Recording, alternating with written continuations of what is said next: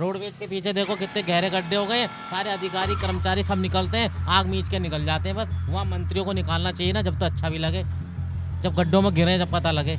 अब सरकार को ये तो दिखता है चेकिंग के नाम पे उनको कोई हेलमेट नहीं है, या आपने टैक्स भरा, हम पूरा टैक्स भर के चलते हैं, चेकिंग के नाम पे हमसे क्या कहते हैं कागज चेक होते हैं, टैक्स भरा है कि नहीं भरा है। कम से कम ये भी तो देखो रोड ठीक है कि नहीं है। अगर स्कूटी लेडीज ही चला रही हैं और लेडीज एकदम झोंक खा के गिर जाती हैं गड्ढे में, जैसे आई थोड़ी गाड़ी बाइक आई उनकी स्कूटी वो गिर जाती हैं, दो बहुत से ज़्यादा दुर्घटना होती है। नए नए लोग आते हैं, बाहर से आते हैं टूरिस्ट वगैरह, उन्हें गड्ढों का पता नहीं चलता है, गड्ढों में गिर जाते हैं बेचारे, एक्सीडेंट होते हैं उनके।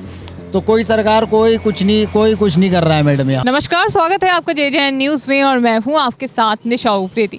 कुछ दिनों पहले हमने आपको हल्द्वानी की बदहाल सड़कों की स्थिति दिखाई कि किस तरह से हल्द्वानी की सड़क जो है वो बदहाल हो चुकी है, जगह जगह गड्ढे पड़े हैं।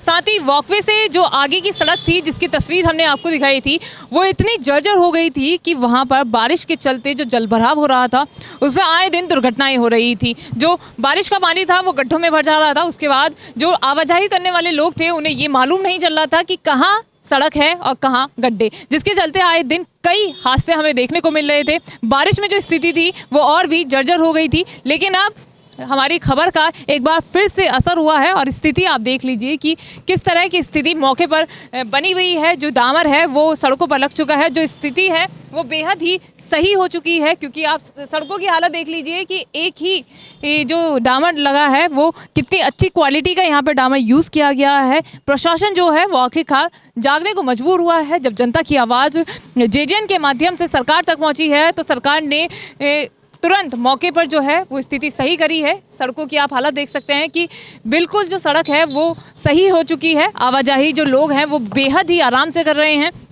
कुछ दिनों पहले जब हमने आपको इसकी तस्वीर दिखाई थी तब इस जो सड़क की हालत थी कि वो इतनी जर्जर थी कि वो आवाजाही करने के लिए बची नहीं थी। कहने को ये जो सड़क है वो नेशनल हाईवे माना जाता है और ऐसे में इस सड़क की इस तरह की स्थिति बेहद ही शर्मनाक थी।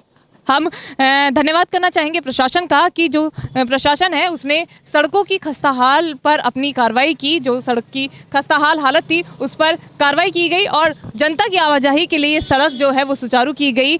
बहुत ही जल्द ही डामर जो है वो बहुत ही अच्छी क्वालिटी का यूज़ किया गया और आप आवाजाही देख सकते हैं कि किस तरह से जो लोग हैं वो बेहद ही आराम से यहाँ पर आवाजाही कर सकते हैं, किसी तरह की उन्हें दिक्कतें नहीं हो रही हैं।